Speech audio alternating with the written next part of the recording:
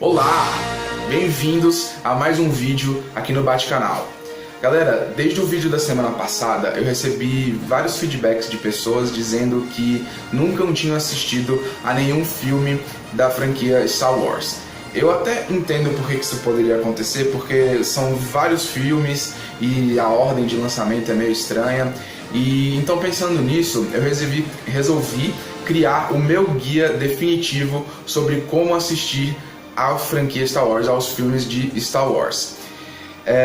Eu vou explicar mais ou menos a cronologia, onde que qual filme se encaixa na linha temporal dos acontecimentos e qual ordem que você deve assistir, na minha opinião, e por quê, e explicar mais ou menos a sinopse, um pouquinho da história dos filmes, para tentar convencer vocês que nunca assistiram por falta de vontade ou falta de tempo a darem uma chance para esse filme, para essa franquia, né, de filmes que é simplesmente espetacular, que até hoje inspira pessoas. E pra vocês terem noção, o primeiro filme, Uma Nova Esperança, foi lançado em 1977 e até hoje, se você for numa loja de brinquedos, para criança mesmo, não precisa nem ser naquela área de brinquedos para adultos, para colecionador, não. Se você for na área de brinquedos para criança, você vai encontrar bonequinho do Luke Skywalker, bonequinho do Obi-Wan Kenobi,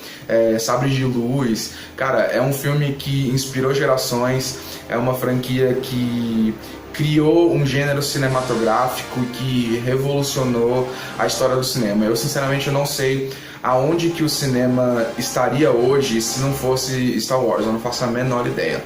Então é um filme muito importante para história do cinema, para a cultura pop, e é quase que imperdoável você não ter assistido ele até hoje. Então vamos pro vídeo.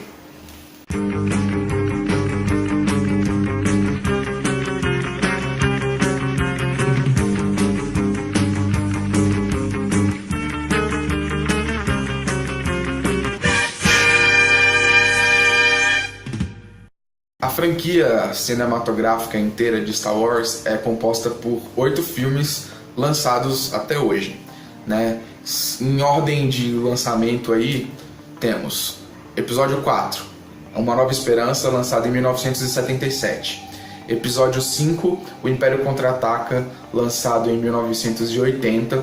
Episódio 6, O Retorno de Jedi, lançado em 1983. E aí, em 1999, temos o episódio 1, A Ameaça Fantasma. Em 2002, o episódio 2 foi lançado, O Ataque dos Clones. E o episódio 3, A Vingança dos Sith, foi lançado em 2005. E aí temos o episódio 7, O Despertar da Força, em 2015. E ano passado, em 2016, Rogue One. E aí agora, no final de 2017, episódio 8. E em 2019, episódio 9. Então, para começo de conversa, o primeiro filme que eu acho que vocês devem assistir é Rogue One. E antes de qualquer coisa, vocês precisam entender que a galáxia está dividida em dois. De um lado, temos o Império, que impera uma ditadura a punho de ferro, com um governo opressor, escravocrata, violento e firme, de forma geral. E a Aliança Rebelde é a Resistência, que é formada por pessoas que não só não concordam com os princípios do Império, mas também têm vontade de lutar e ir para frente de batalha para poder defender os fracos e oprimidos que não têm condição de fazerem alguma coisa contra o Império. Rogue One conta a história de Jyn Erso, que é a personagem principal do filme, e de Galen Erso, que é o seu pai. O Galen, ele é um designer de armas e ele é contratado à força pelo Império para poder completar a construção da Estrela da Morte. A Estrela da Morte ela é uma estação espacial com um poder bélico suficiente para destruir um planeta inteiro. E isso é temível, tanto quanto pela Aliança Rebelde, quanto pelas pessoas que são contra o Império e que tem medo de que eles usem essa força contra eles, obviamente. E no decorrer da história, a Jyn se alia à Aliança Rebelde e parte numa missão para roubar os planos da Estrela da Morte, porque existe um boato de que esses planos podem revelar um ponto fraco que pode ser explorado pelos rebeldes para poder destruir a Estrela da Morte. E eu acho que esse filme é interessante de ser visto em primeiro lugar porque ele introduz esse universo muito bem. Ele deixa muito explícito como o Império é opressor, como ele é violento, e ele mostra também, revela várias facetas da Aliança Rebelde. Existem pessoas que são mais radicais, existem pessoas que são mais pacifistas, tem gente que quer partir pra porrada, que acha que tudo vai ser resolvido com guerra, tem gente que acha que tudo vai ser resolvido com estratégia, com conversa, com diálogo, com relações políticas. Os personagens também são interessantes, então você vai desenvolver uma conexão com eles. A força também é muito bem estruturada, muito bem definida, né, nesse filme. O personagem do Donnie Yen, que chama Chirrut Imwe, ele é um religioso da força. Ele não tem a força, mas ele acredita muito nela, ele confia nela. E o mantra que ele fica repetindo, I'm one with the force and the force is with me, ele é muito profundo quando você assiste a relação do personagem com a força e vê a evolução dele, a evolução do arco do personagem. Eu tô tentando não dar muitos spoilers aqui porque eu quero que vocês assistam, eu quero que vocês tenham essas surpresas por conta própria, tá? E Rogue One termina exatamente no começo do episódio 4. Então o próximo filme que vocês vão assistir é episódio 4, Uma Nova Esperança. Nesse filme a gente é apresentado ao jovem Luke Skywalker, e é através dele e dos seus mentores que a gente é aprofundado nos conhecimentos sobre a força, nas habilidades que ela concede a quem domina ela. A gente é introduzido a vários outros personagens clássicos também. Tem o Darth Vader, que é um vilão foda, que é falado até hoje como um dos vilões mais cruéis e mais imponentes de todos os tempos. Temos o Han Solo, que é um mercenário boêmio, bonachão, que leva a vida nas coxas, que convence todo mundo com um papo, que é piloto da Millennium Falcon, a nave mais rápida da galáxia, que fez o percurso de Kessel em menos de 12 par segundos, cara.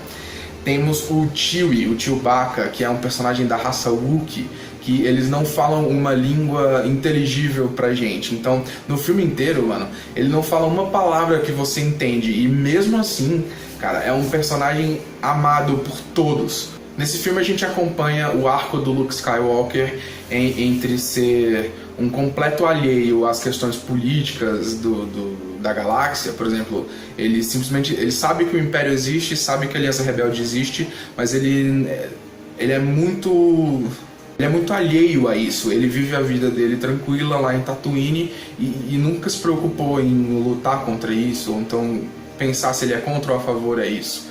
E a gente acompanha ele desenvolvendo esse senso crítico, e ele se alia à Aliança Rebelde e eles utilizam as habilidades dele como piloto, porque ele é um piloto muito bom. Nesse filme eles também introduzem o sabre de luz, foda pra caralho. É uma arma elegante para tempos mais civilizados e a arma utilizada pelos Jedi.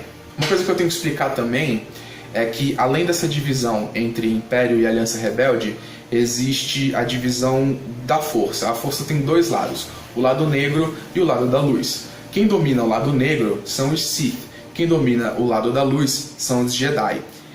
Não é uma regra, não é uma obrigatoriedade, mas isso é explicado nos episódios 1, 2 e 3, e normalmente os Sith são agregados ao Império e os Jedi ajudam a Aliança Rebelde.